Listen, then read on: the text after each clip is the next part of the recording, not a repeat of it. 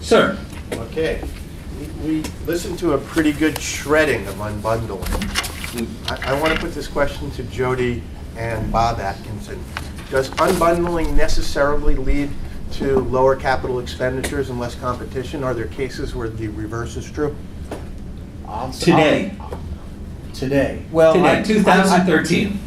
Or last week or next week? I can only answer that from a more historic point of view. I was with the first CLEC, and we, as a matter of corporate policy, said we don't want unbundling of the telephone network. We'll buy retail, but we don't want special pricing deals because we don't want to be reliant on a competitor. That's bad, a stupid business to be reliant on your principal competitor for part of your business.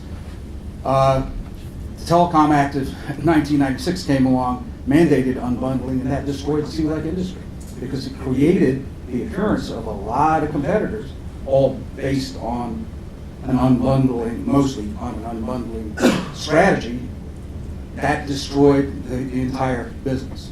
So I find unbundling at incremental cost-based unbundling to be very destructive because the CLEC industry, I think, died because of unbundling. Is that relevant to cable internet?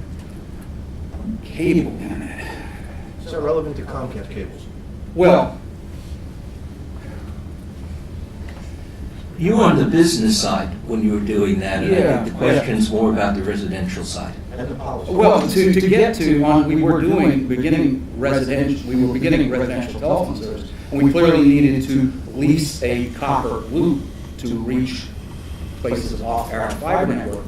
But as I said, we were quite happy to pay, we actually didn't mind paying the retail rate for it because that actually cost justified building fiber extension a whole lot quicker when you're paying full road for the lease element from the competitor. If you lease the services from the Bell company at 10% of the retail price, you could never make a rational business case to replace it with your own fiber.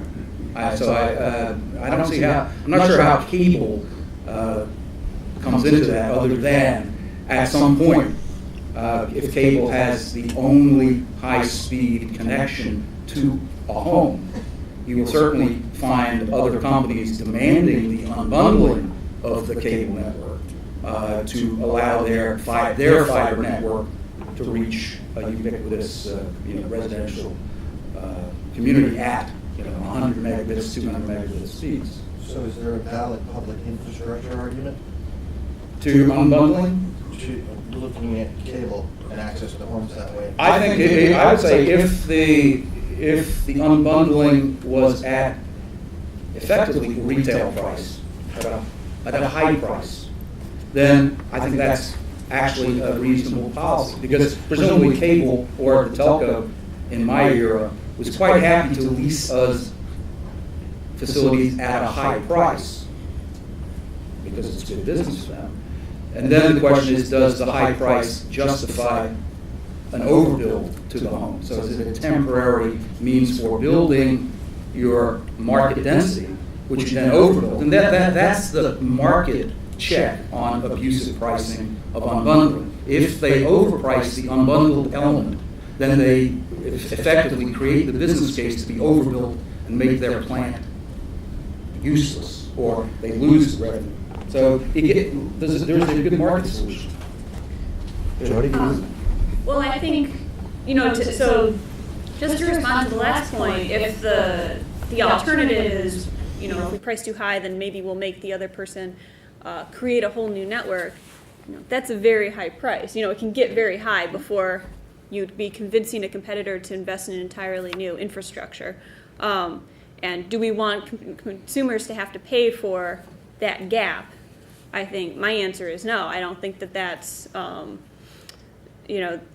that's consumers paying for basically the foreclosure value of the incumbent being able, by which I mean the owner of the existing infrastructure, to the benefit that they get from keeping competitors out of the market as opposed to the benefit they get for paying for the service they're providing to the competitor that's using their facilities.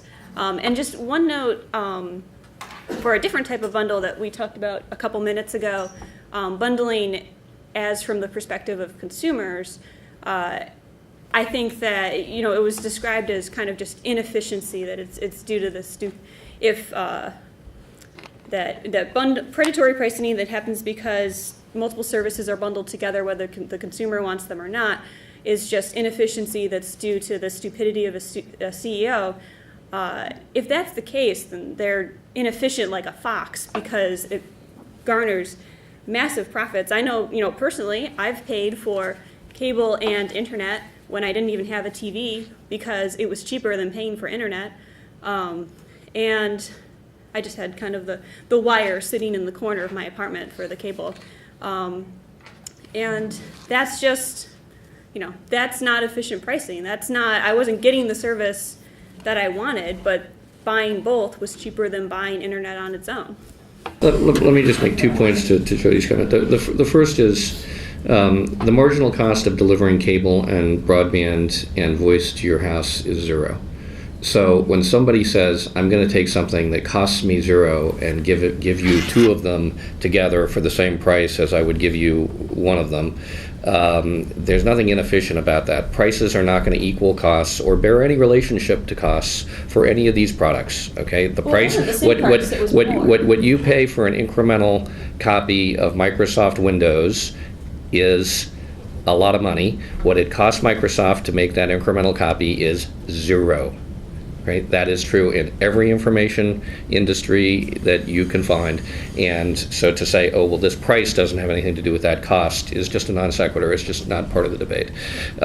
Number one. Number two, there's an underlying assumption here that everybody ought to be buying the same internet service, that everybody ought to have gigabit service, or everybody ought to have 100 megabit service, or everybody ought to have, right? The fact is, different people have different desires. For some people, an LTE cell phone is just fine. And when you look at the adoption numbers, in fact, the adoption numbers in the U.S. are a lot higher if you look at people who are doing their internet access through their cell phone.